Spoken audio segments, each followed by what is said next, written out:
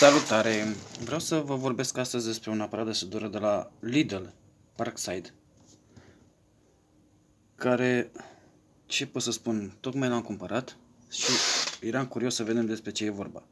Este un inverter foarte bun, din punctul meu de vedere, pentru să sudezi puțin acasă, e extraordinar, pot să spun, și de-aia vreau să fac un tutorial să vadă și să vedeți și voi cât de bun și cât de practic poate să fie. În fine, am cumpărat ăsta. Așa, plus o mască care e automată și asta foarte inteligentă. Deci tocmai l-am făcut și vreau să arăt cum sudează. Deci asta e o mască. În fine, un pachet vine cu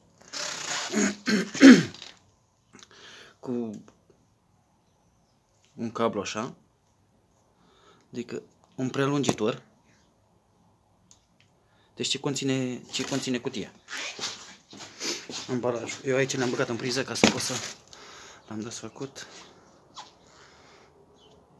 Deci vine ambalajul cu un prelungitor, aparatul în sine. Asta e apărățelul, deci extraordinar, foarte lejer. Are 22 cu 15 și 10. Deci cam asta e. Eu am folosit, deci cu ce vine în pachet? Vine prelungitorul, aparatul, mască. Deci asta e masca, care e foarte bună, lejeră, foarte ușurică, așa, plus mai vine asta, o perie și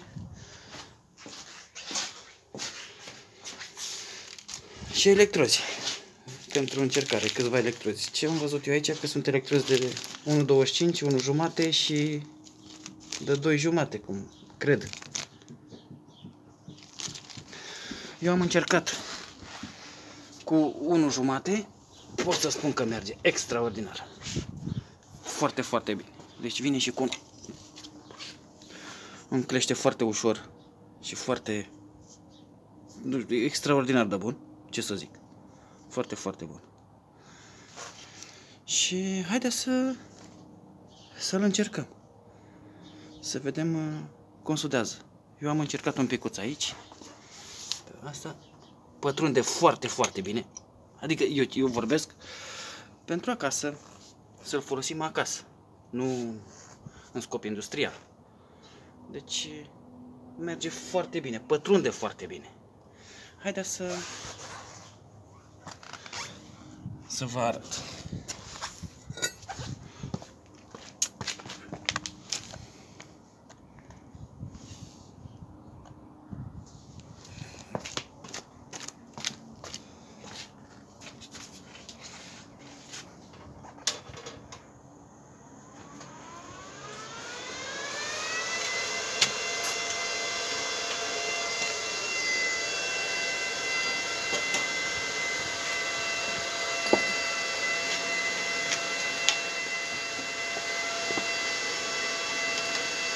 Deci l-avem dat pe la jumătate.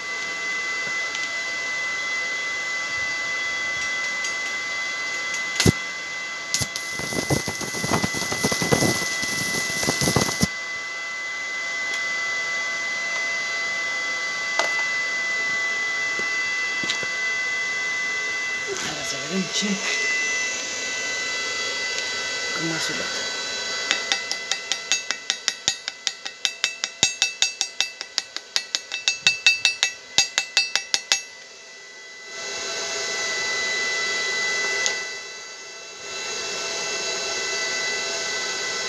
Deci pot să spun că, nu știu, da. Deci e foarte bine. Se simte cum pătrunde. Deci e dat pe jumătate. Puteți să-l dai și puțin mai pe 50.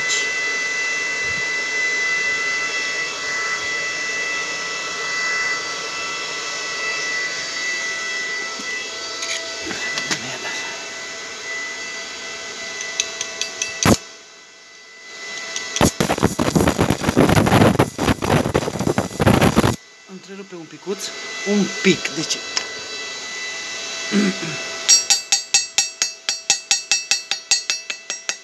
dar merge la fel de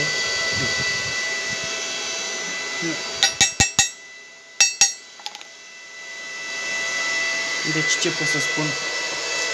Este un aparat foarte îndemânat și foarte bun. Avem aici tot ce ne trebuie, tot ce despre el. Haideți să-l oprim. Deci,